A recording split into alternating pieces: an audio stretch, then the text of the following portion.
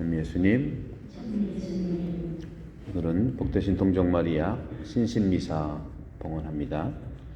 9월 순교자 성월이고 또 9월에는 또 내일 우리 견진도 있죠. 주교님이 세 분이나 오세요. 부자님도 세 분 오시고 시부님도 오시고 아마 우리 본당 설립일에 이렇게 주교님 많은 분이 오셔서 견진 하시는 건 처음일 겁니다. 3년 전에는 대리 신부님이 오셔서 저와 함께 견진을 집전했지만 이번에는 정말 은혜로운 그런 시간이 될 거로 보고 2년 반 동안 코로나를 잘 이겨내면서 주님 말씀 속에 푹 젖어서 사신 마리아처럼 우리 모든 한인성당의 모든 교우들이 오늘 이 미사를 통해서 더욱더 그런 축복의 은총을 청하도록 하십시다. 오늘 이 루카복음 말씀은 특별히 시메온 예언자의 노래입니다. 시메온의 노래라고 하죠. 루카복음은 노래가 참 많이 나와요.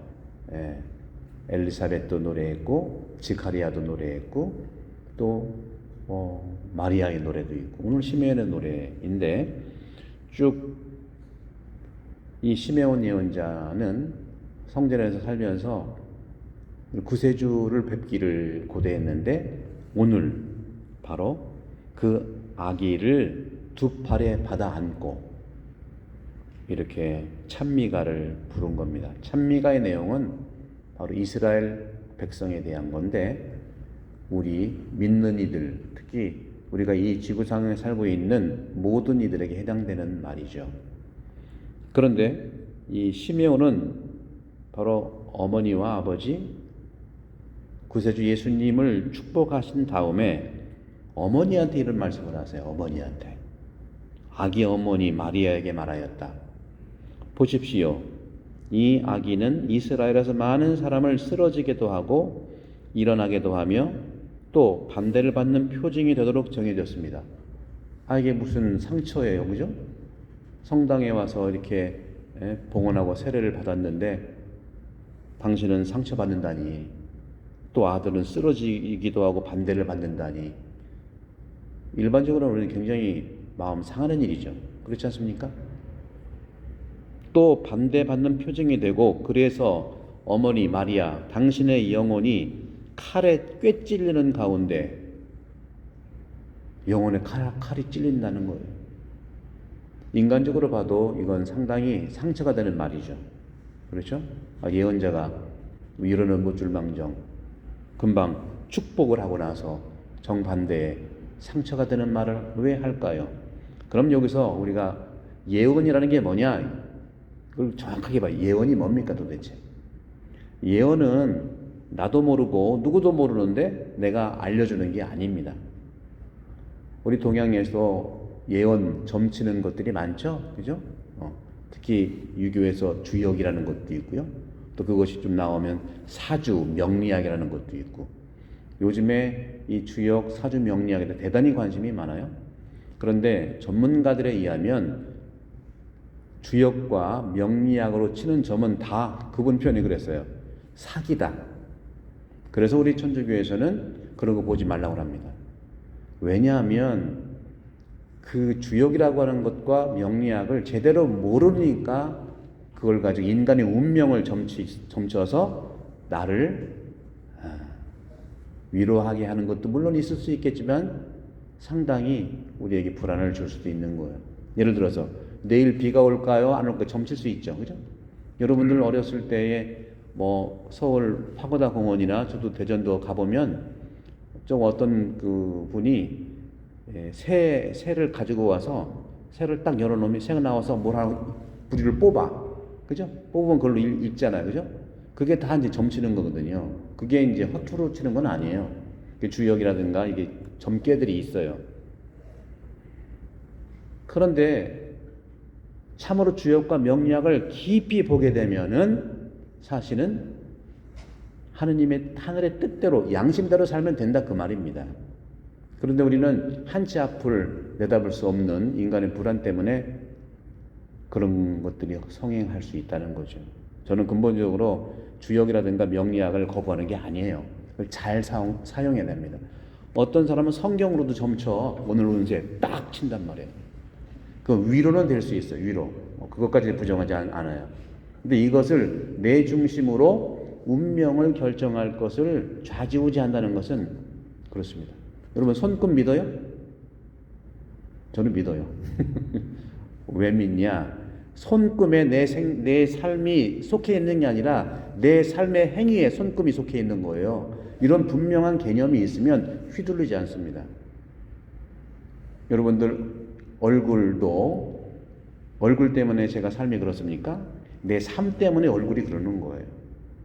중심은 우리에게 오늘 그런 예언적 가치들을 내주는 건데, 그런 점에서 내일 비가 올까요? 안 올까요? 점을 칠 수 있겠죠. 근데 핸드폰 보면 내일 비 올 거 일주일 거 다 나와요. 핸드폰 속에 점이 다 있습니다. 과학도 점이고 그렇지 않습니까? 과학도 거기에 진리가 우리에게 알려주는 사실들을 있잖아요. 그죠? 그런 것처럼 예언이라고 하는 것은 뭐냐면 미리 예자에다가 말씀은 미리 얘기하는 것이 예언이 아니고, 우리 성경에서 하는 예언자는 예자는 맡길 예자예요. 맡길 예자. 그리고 언은 말씀 언이죠. 그래서 무엇을 맡기는 거예요? 무엇에 맡기는 거? 말씀에 나를 맡기는 거예요. 이게 예언이에요.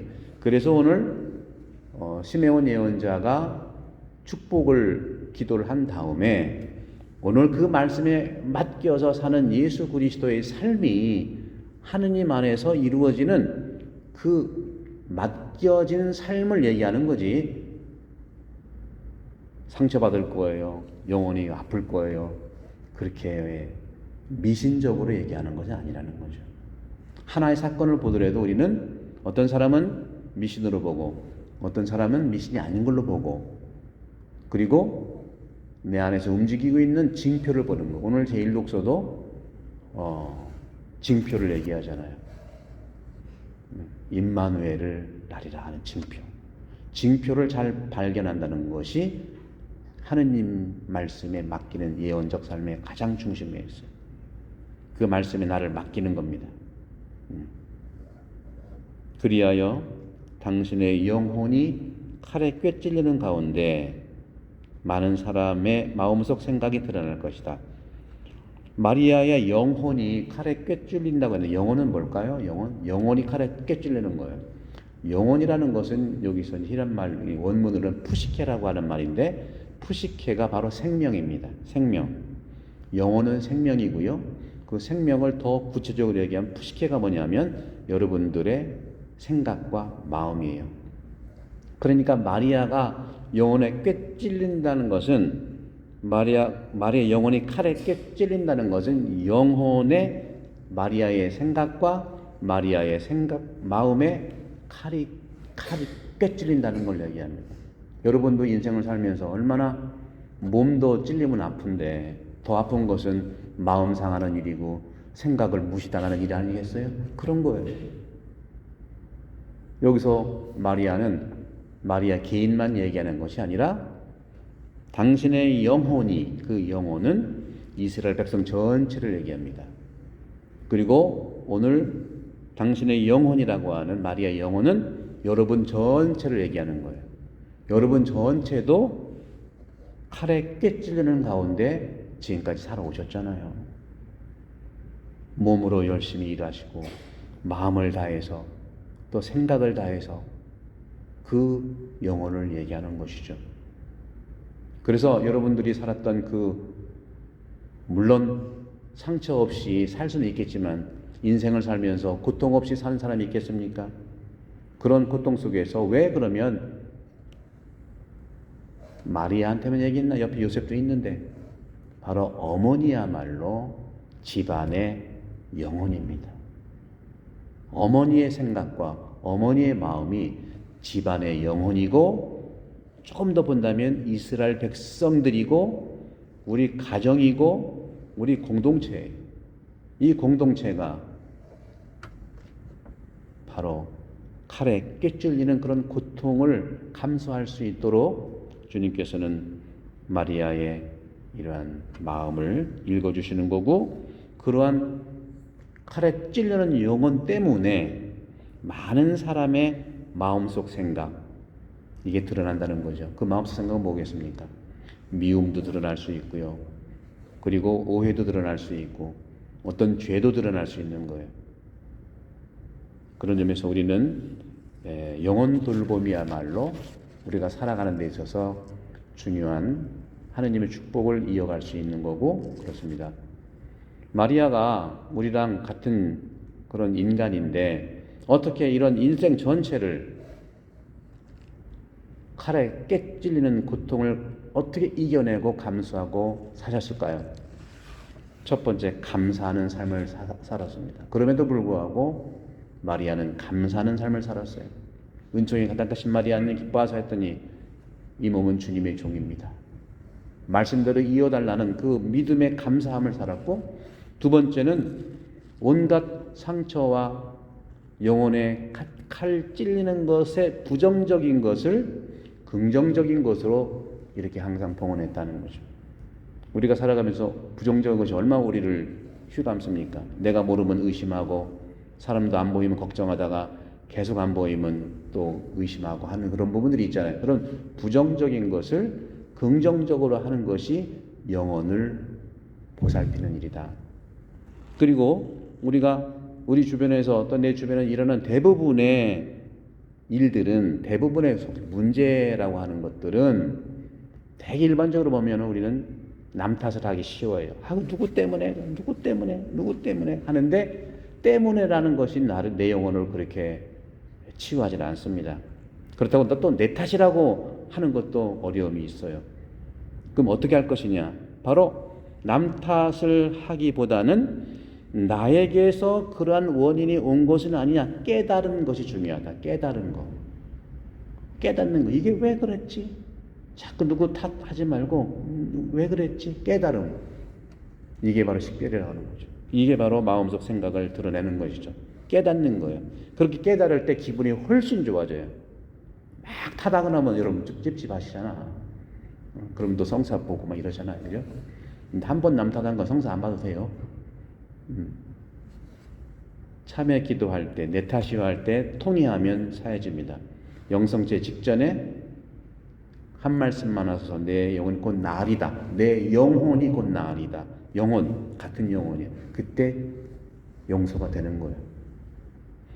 그 다음에 늘 희망을 품고요.